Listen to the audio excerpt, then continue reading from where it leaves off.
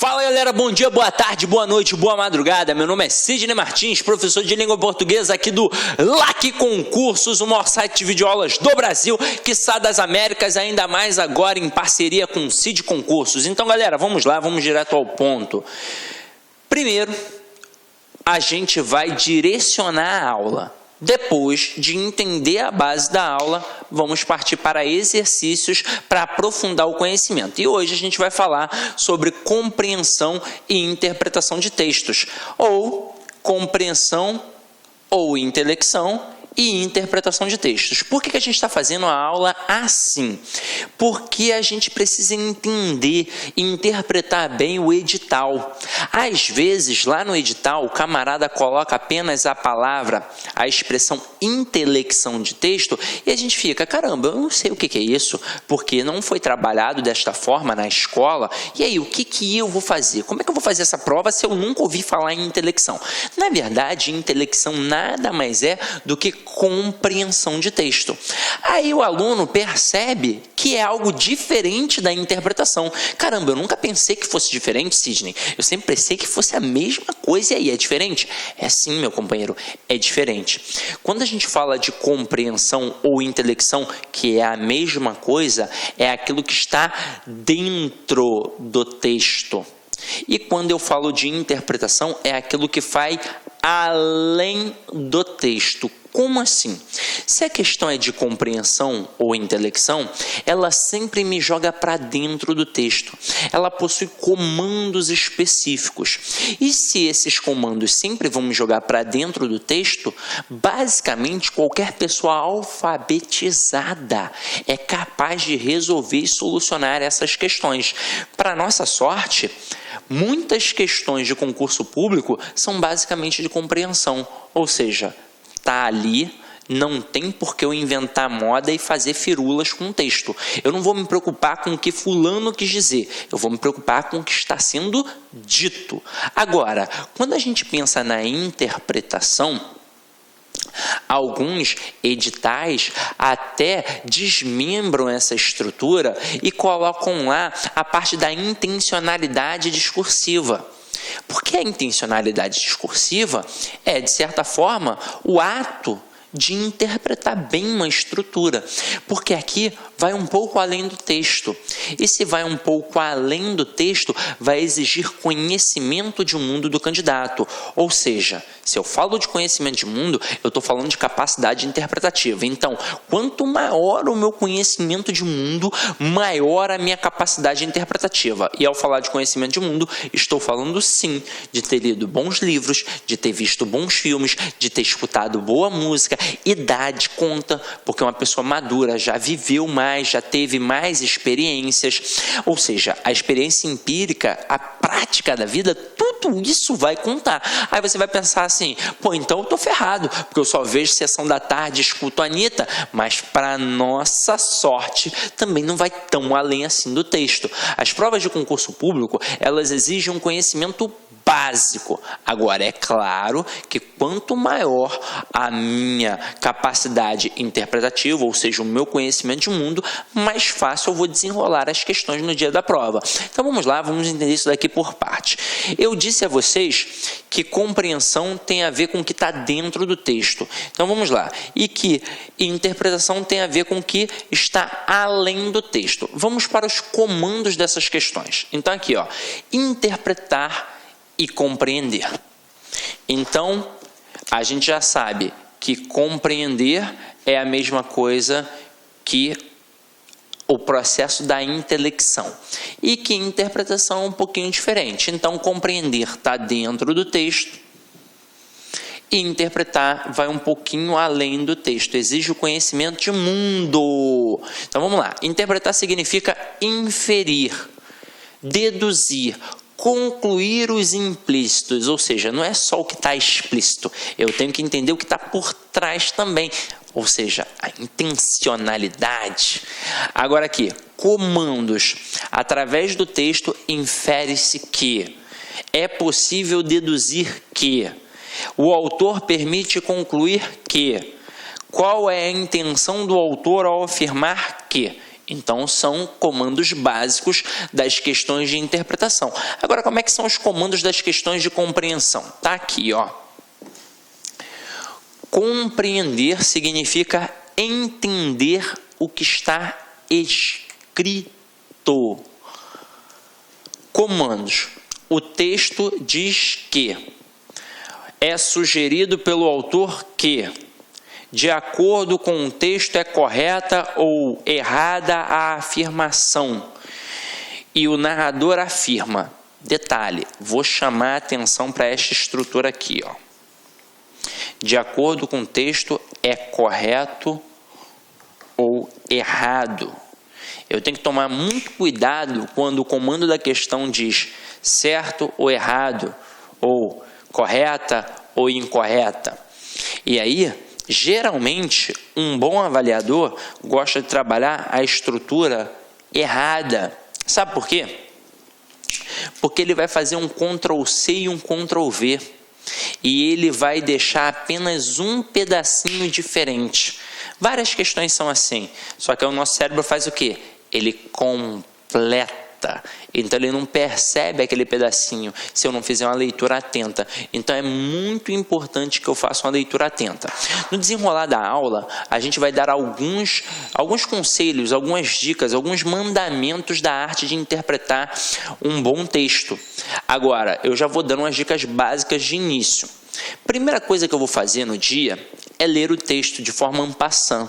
Ou seja, eu vou fazer uma primeira leitura para saber do que o texto trata. Ah, Sidney, mas eu fiquei sabendo que quando eu estou fazendo prova de concurso público, eu não posso perder tempo com o texto, não. Eu tenho que ir direto para a questão. E aí eu te pergunto, e se a questão for realmente do texto, você vai conseguir responder? Não vai.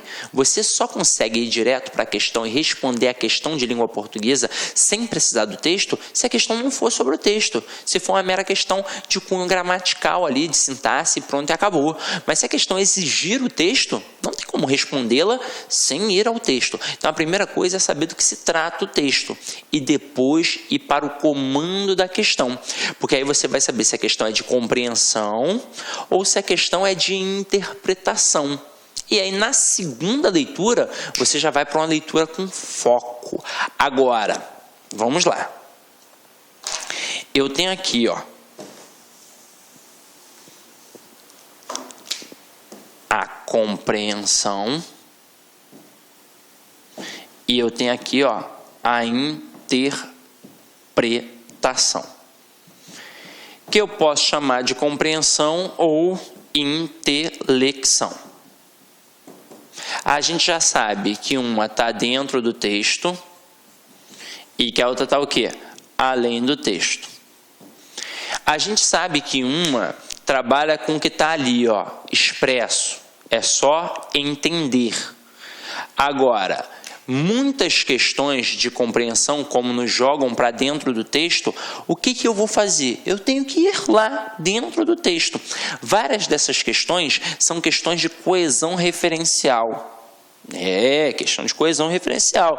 O camarada me joga para uma linha, para um parágrafo, para um termo que está dentro do texto. Como é que vai ser o comando da questão? Ó, de acordo com o texto, ou então na linha tal, no período tal, no parágrafo tal. O que eu vou fazer? Eu vou lá no texto e sublinho esse termo.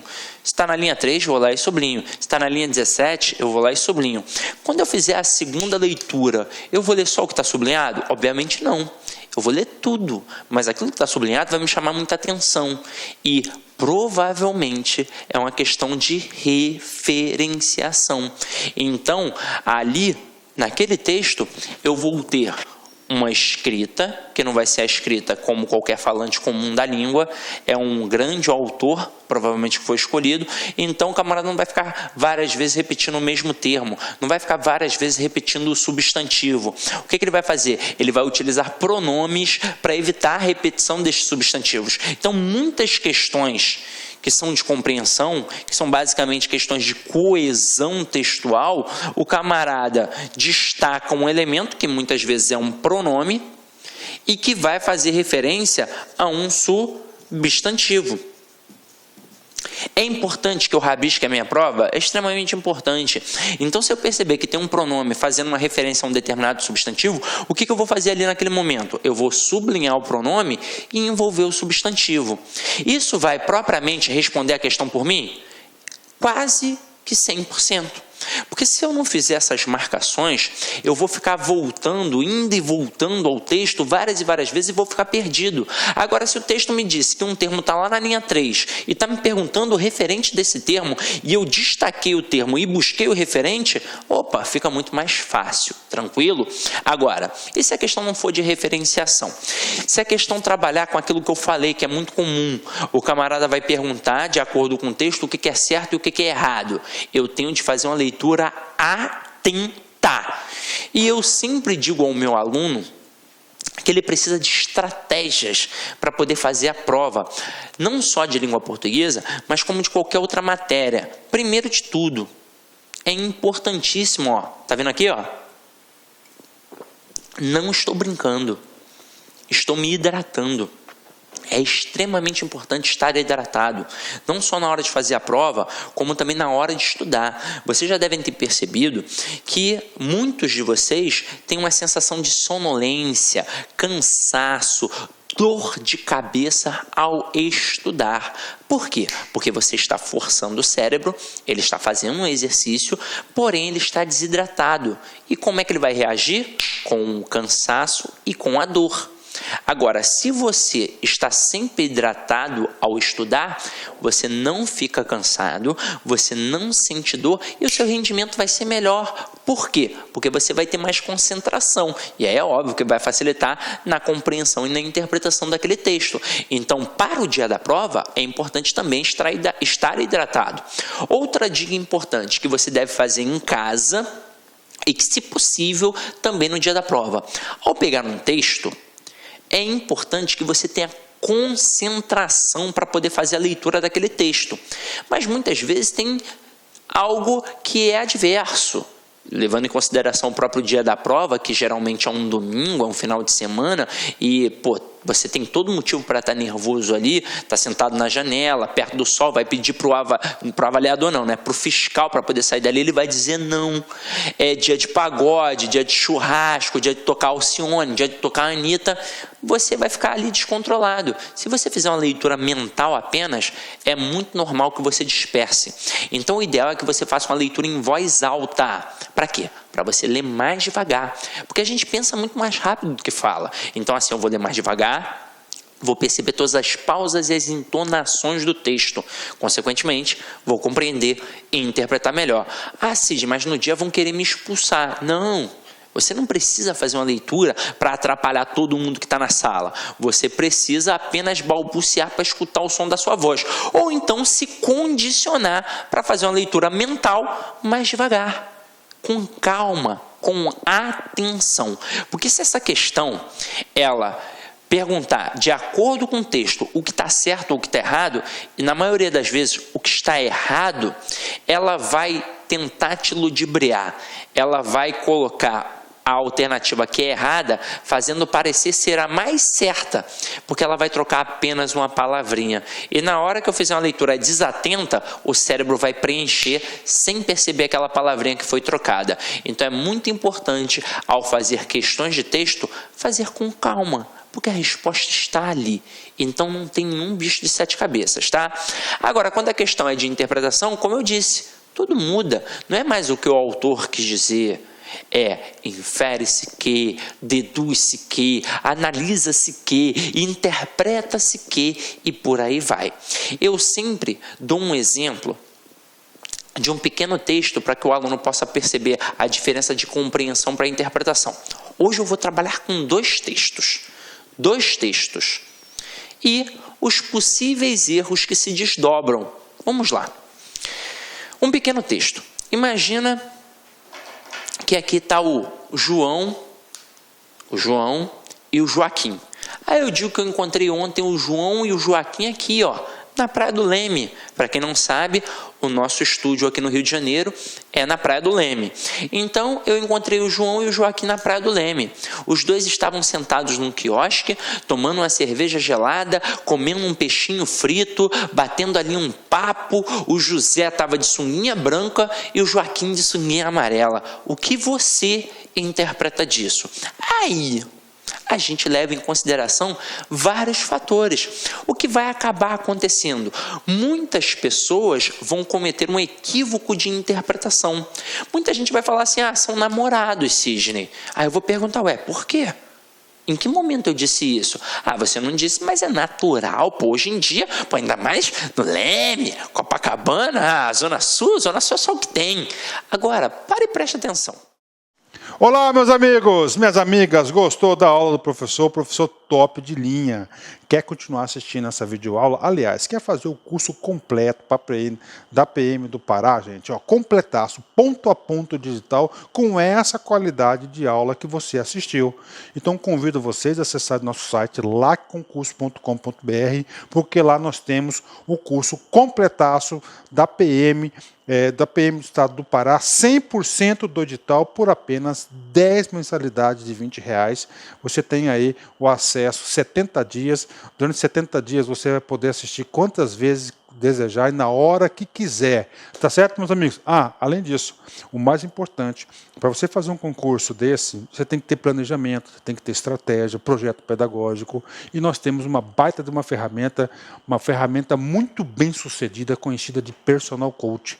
Personal significa pessoal e coach significa treinador. Então aqui você vai ter um treinador pessoal de concurso. Cumpra suas metas de estudos, siga nossas orientações, matricule no nosso curso, que eu tenho certeza que você vai sair muito bem no concurso da PM Pará, lá no dia 31 de julho de 2016. Tá certo, meus amigos? Espero você. Tchau, tchau. Clique lá.